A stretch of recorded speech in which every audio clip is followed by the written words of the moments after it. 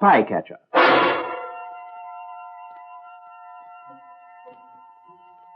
A series of true stories of the unceasing search for enemy spies in wartime, based on the memoirs of Lieutenant-Colonel Oreste Pinto of the Allied Counterintelligence Service.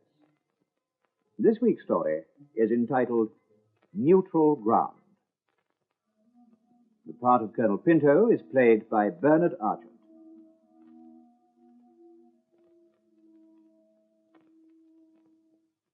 In the spring of 1943, when my department was at its busiest, I had a call from a very senior intelligence officer. It was an unexpected visit, and it was to have unexpected results. But the meeting began in a most informal way. Oh, morning, sir. Morning, Pinto. It's a friendly visit. Sit down. No need for ceremony. Oh, thank you, sir. How's it going? Oh, quite well, sir. We're keeping up to date. Overdoing it? No, I don't think so. A rather short staff, but we're coping all right. How long is it since you had leave, Colonel? Oh, not since before the war, sir. At least 3 years. Much too long. You'll be getting the admin people into trouble. You should take your leave. Oh, I'm afraid we're much too busy, sir. It takes us all our time to keep up with routine. That's just the point. I've been talking to the M.O. He's rather worried about you. Tells me you're losing weight. Puts it down to overwork. He's been watching you in the mess, too. Says you're getting jumpy. We both prescribe a spot of leave. What about it? Well, if you'll permit me, sir, I disagree. I'm quite fit. I know the work of this headquarters, and this is not the time to take a holiday. It couldn't be done. You know the old army saying, Pinto, no man should be indispensable. Supposing you had a breakdown. Supposing I had to put in a confidential report saying that, that you should be transferred to a lighter job. Well, sir, if you feel like that... Good. So you'll apply for leave. If you say so, sir. Today? Yes, I'll make an application today. Good. And I'll see if I can get you extra staff. Now, have a good holiday. Thank you, sir. And have a good rest. Yes, sir. Oh, sorry, sir. Quite all right, Captain. Come in. I'm just leaving. Oh, thank you, sir. Brigadier. Yes. Another case, sir? No. Well, we've enough on our plate already, sir. Here's today's batch. Just come in. 5 escapers from Belgium. Let's see. Well, they seem all right, sir. Good. You may have to deal with this batch yourself. I'm going on leave. Leave, sir? The M.O. says I'm losing weight and getting jumpy. Do you think so? No, sir. And the Brigadier prescribed leave. There are no buts. It's an order. When, sir? Immediately. They seem to think I'm falling to pieces. Where will you go, sir? I don't know. Have you any suggestions? Well, there isn't much you can do nowadays, sir. Most of the coast towns are restricted. Fishing? I don't fish. Golf? No, don't play golf.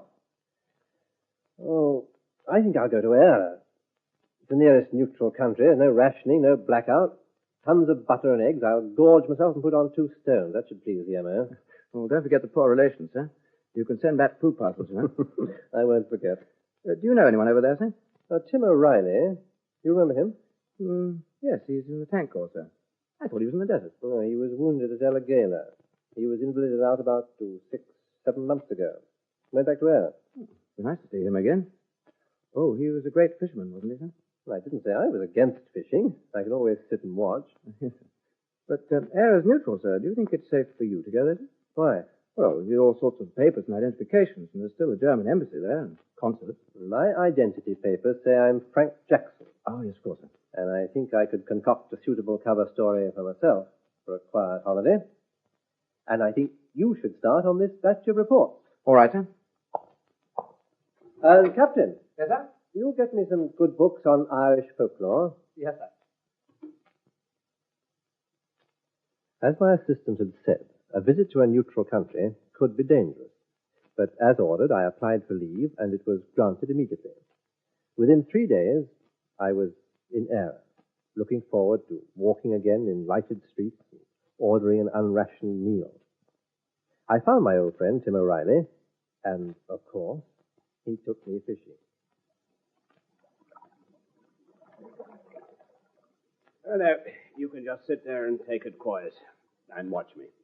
What do you expect to catch around here, Tim? I was about to ask you the self-same question. Me? Oh, I'm on holiday, Tim. I can assure you it's not a busman's holiday. No strings attached. I just want to eat and sleep and get fat. Do you know? Well, I'm after a trout. A big, fat trout. It lives in that pool down there. In half an hour, with a bit of luck, I'll have him out of it. Isn't that a lot of trouble for one trout? Nothing's a trouble in Ireland. We'll have him for supper. How's the leg, Tim? Oh, all right. Stiff, but I say this for it. It's a damn good barometer.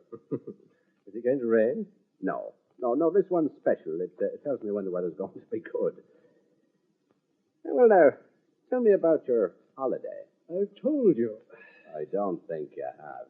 You're a wily old bird, Oreste. Jackson. Frank Jackson. All right, you're a wily old bird, Frank Jackson, but you aren't fooling me. Why not? We know all about the spy. What spy? This place is stiff with Germans. Well, you must expect that. You're neutral. Anyway, how many Germans? 3 or 4. Oh, more than that in Dublin. To hell with Dublin. I'm talking about here, Dundalk. Between here and the border. Between here and Castle Blaney. There are Germans. And I've no doubt they're here with official permission and on official business. I believe you mean it. Mean what? Did you just come here to stuff yourself and get fat? That's right. Look here, Oreste. It's Frank. If you're pulling me leg... Look, will you come and meet someone this evening? A friend of mine. Always pleased to meet a friend of yours. What's his name? Father Devlin. He has a parish just outside the town. He knows everything that goes on around here. Will you come and meet him? Whatever you say. And I'll get this trout out, and we'll take it round to him. We'll have it for supper. Whatever you say. Oh, that was a lovely dinner. Ah, it's worth going away for. Yes, it was a lovely trout, Tim. Well worth all the trouble of catching him. It took nearly half an hour to land him, Father. And now, to the best of my knowledge, it's taken you 4 weeks to land him. Well, that's the sport of it, Father. Well, now, let's have a little drink to wash it down. You take whiskey, Mr. Jackson? Yes, please.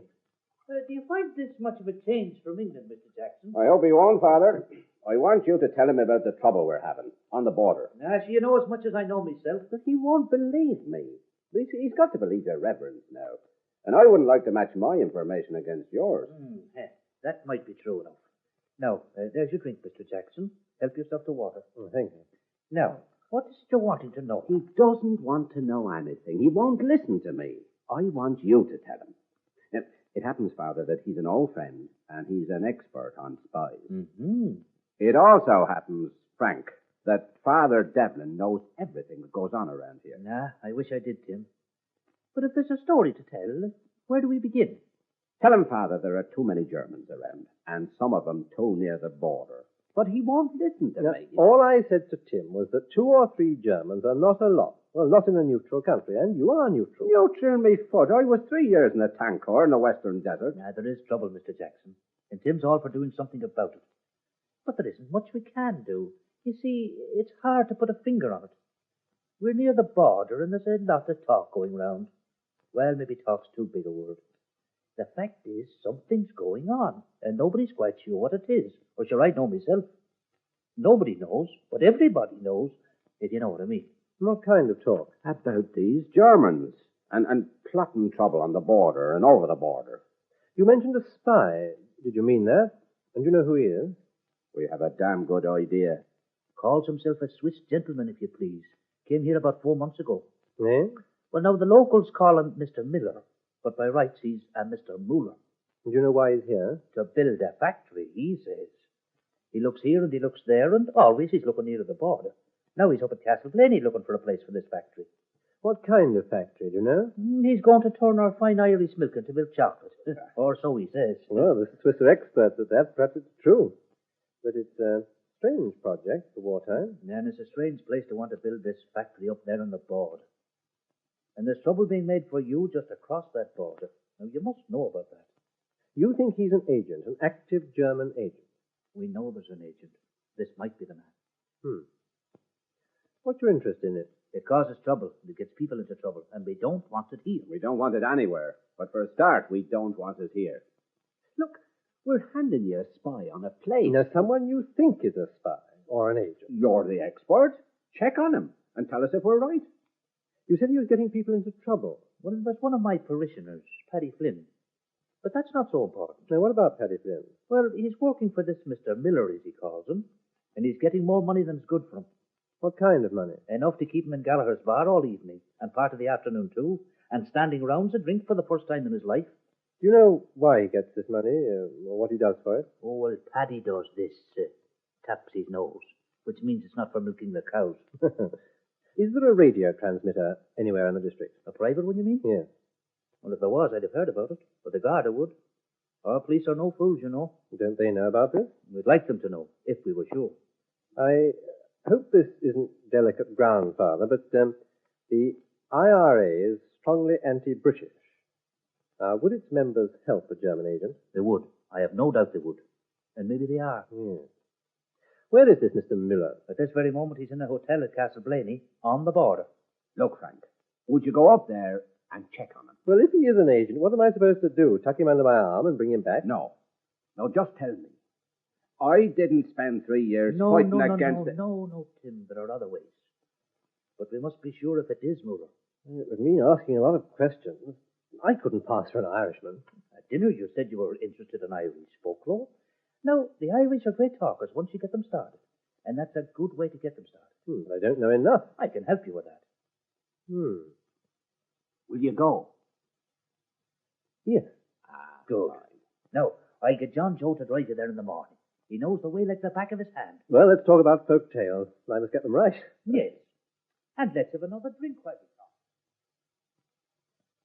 Late next morning, the local jarvey, John Joe Lynch, called for me, and we set out in his pony and trap for the border.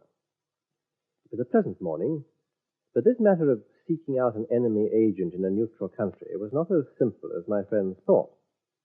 In Era, both sides had friends, and I had no official backing for what I was about to do. After a time, John Joe, being a talkative old Irishman, began to quiz me.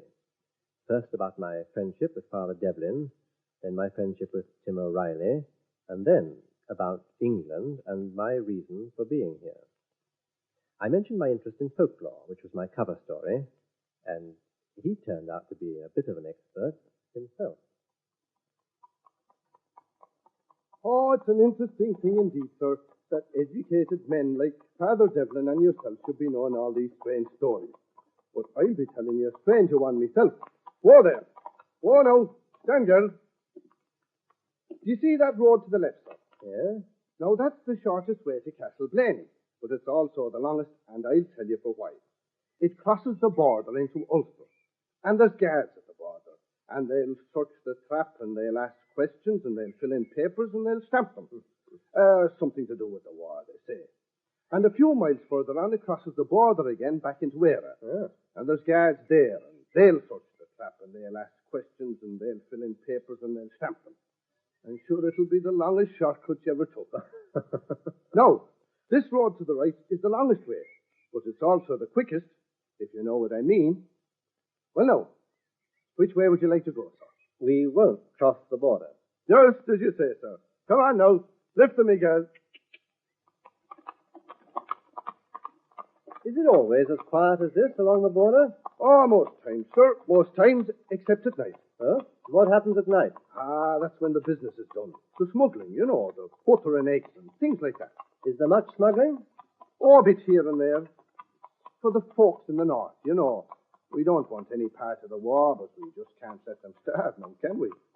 Is it easy to slip across the border at night? As easy as going to market. Sure, sometimes the lads get impatient and they just take some cattle and drive them over on the hoof and sell them. You know. Oh, you can do it easy enough if you know the way. This was disturbing news. If the border with Northern Ireland was as open as John Joe said, then I felt that I must take a look at Mr. Miller. Eventually, we found the hotel, a comfortable, old-fashioned hotel, and I prepared for the job on hand. Whoa there! Whoa now!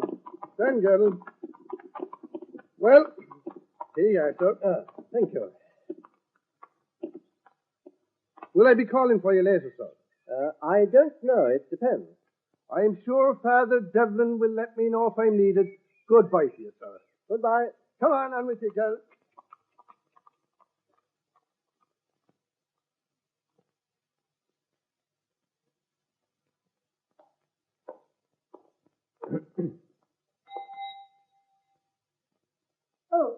afternoon, sir. Good afternoon. My name is Jackson. I understand that I have a room reserved. Yes, sir. Will you sign the register, sir? It's room number 5. Thank you. You're just too late for lunch, sir. But would you like something to eat? I could probably get you... Oh, Mr. Muller. Yes, Mrs. Finn.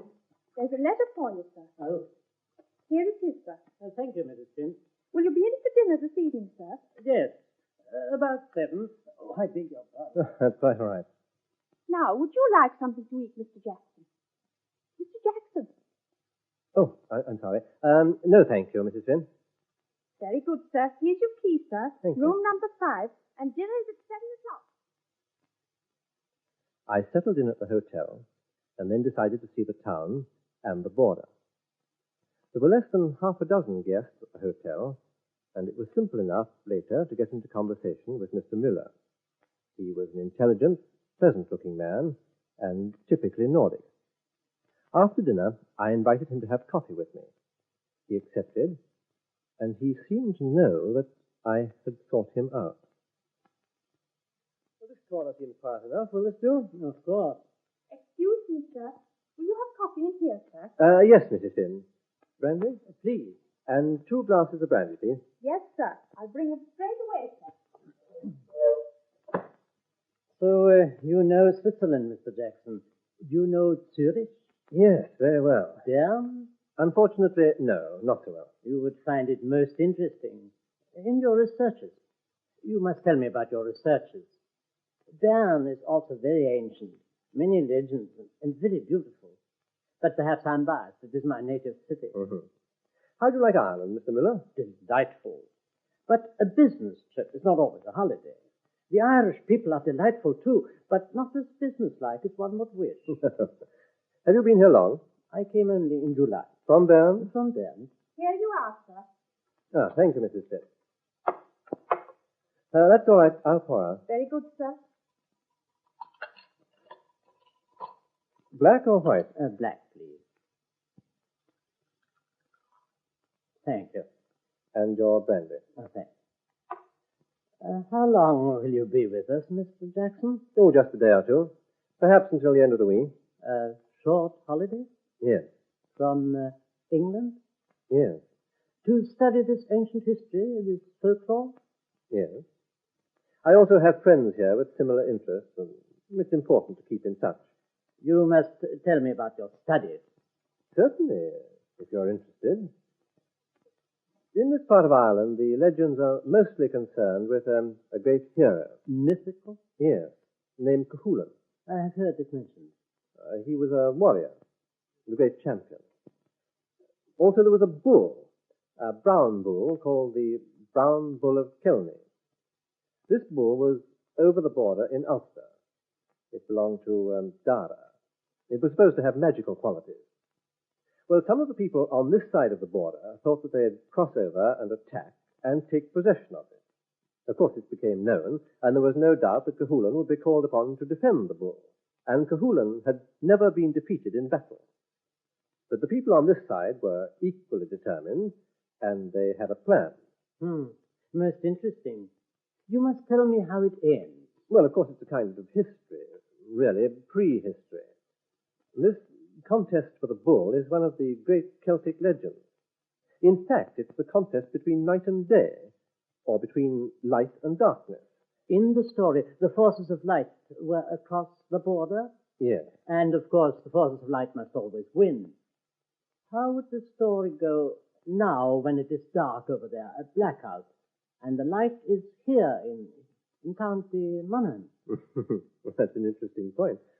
I take it that you are also interested in modern history. You mean the war? Well, it's difficult not to be interested. How are things in England, Mr. Jackson? Well, very good.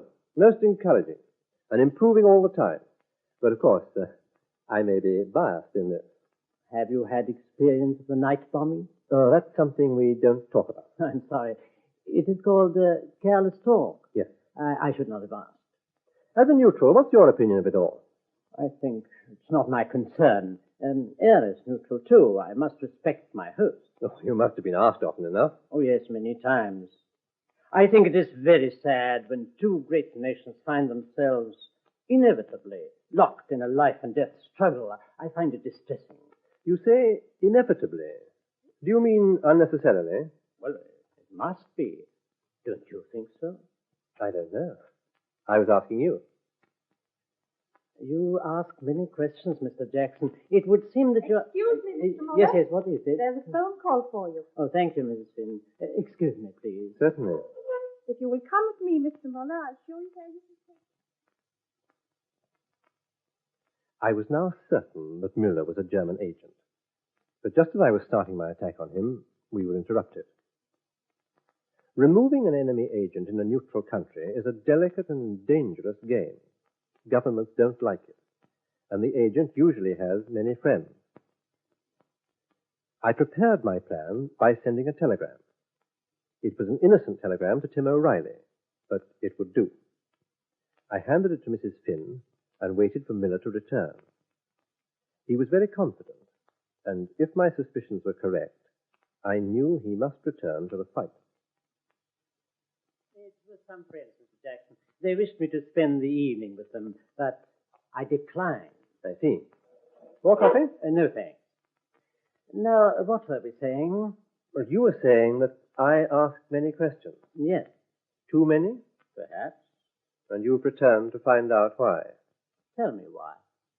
You've returned because you want to know who I am. And you suspect that I know who you are. Please go on. I shall, Mr. Miller. And I'll come straight to the point. Most people have some little habit that they hardly notice. Some constantly finger their necktie. Some touch their lapel. You, Mr. Miller, have the habit of playing with the top button of your waistcoat. You've done this several times since we met, and at particular times. May I examine it? Why? You think I'm being impertinent? Yes. Then you're quite free to leave. You can go away. But if you want to know who I am, you must stay and take my questions. Who are you? I'll be quite frank with you, Mr. Miller. We give our agents buttons like that, too. But we try to ensure that they don't fiddle with them. I believe you got the idea from us. For our pilots and air crew who might crash in enemy territory, we put in the button a small compass. For our agents, we put in a poison pill. If in danger from a person like me, you can give it to me. If the danger is even greater, you can take it yourself. But I hasten to assure you that the danger is not so great. May I examine it? No? Then shall we continue our conversation? Yes. If it is now my turn to talk. Go on. We are in a neutral country, Mr. Jackson, and I, at least, am the citizen of a neutral state. Are you? Go on. Whatever you may think, my papers and credentials are in order. I am a protected person. Are you? I also have many friends. We both have friends. While you were on the telephone, Mr. Miller, I took care to send a telegram to a friend. You can ask Mrs. Finn.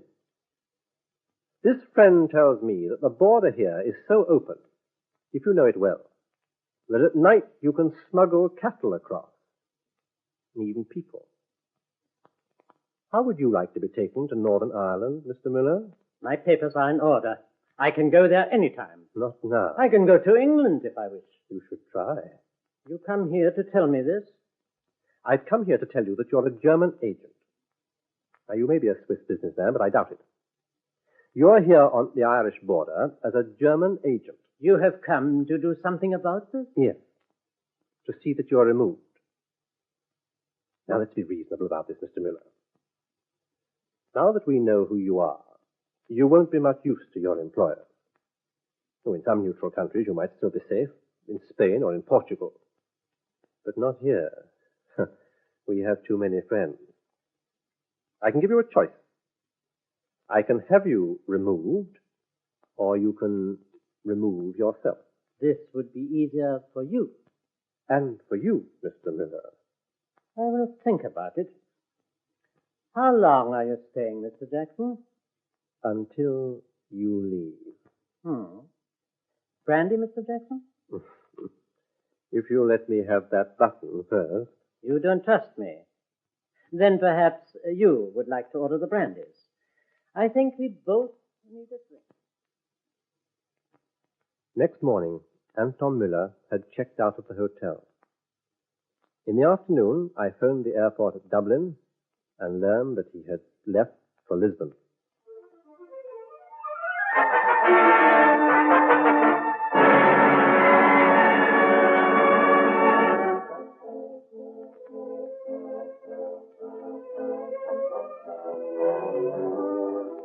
There was no doubt that Anton Müller was a German spy, but there was nothing more I could do except to return to Dundalk and hope that, until the war was over, my chief would never hear about my busman's holiday.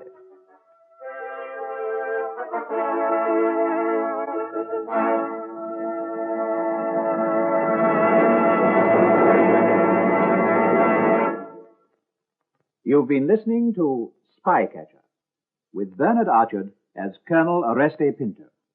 The script was written by Robert Barr, and the program produced for the BBC by Charles Mack.